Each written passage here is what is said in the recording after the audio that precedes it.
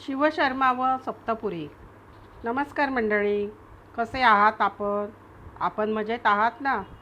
चला तर मग श्रोते हो, आज आपण एक नवीन कथा पाहूयात. मथुरेमध्ये शिवशर्मा नावाचा एक ब्राह्मण राहत होता. त्याला जेव्हा वार्धक्य आले तेव्हा तो विचार करू लागला की अरे रे, माझे आयुष्य विद्या व धन मिळवण्यातच गेले.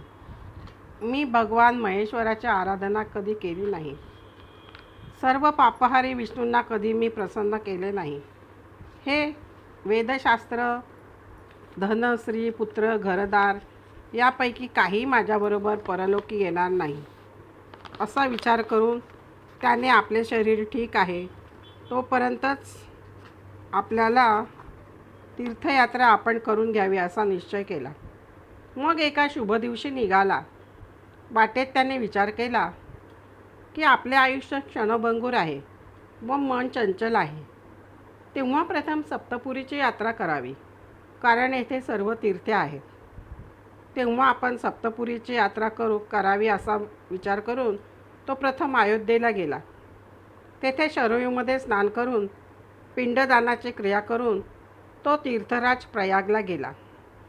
तेथे देवदुर्लभ गंगा व यमुना नद्या आहेत. प्रथम प्रयाग तीर्थात जो स्नान करतो त्याला पुनर्जन्म घ्यावा लागत नाही. माघ महिन्यामध्ये सर्व तीर्थे, सर्व देव, सर्व भुवने स्नानासाठी येथे येतात. अशा या प्रयाग क्षेत्री माघ महिना राहून शिवशर्मा काशीला गेला. तेथे मणिकर्णिकेमध्ये स्नान करून भगवान विश्वनाथांचे दर्शन घेतले. तो काशीपुरी पाहून शिवशर्म्याला आश्चर्य वाटले. तो विचार करू लागला, या काशीचे वर्णन कोणीही करू शकणार नाही. हे मणिकर्णिका तीर्थक्षेत्र म्हणजे संसारी जीवांना साक्षात चिंतामणीच आहे. येथे साधू पुरुषांच्या कानामध्ये मृत्यूच्या वेळी शिवतारक मंत्राचा उपदेश करतात, म्हणून त्याचे नाव मणिकर्णिका पडले आहे. येथील सर्व प्रकारच्या प्राण्यांना मोक्ष मिळतो.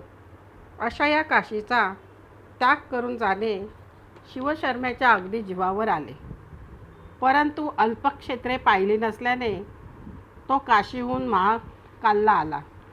तेथे महाकालचे दर्शन घेऊन ती पुरी पापापासून रक्षण करते, म्हणून तिला अवंती म्हणतात. कलियुगामध्ये तिचे नाव उज्जयिनी आहे.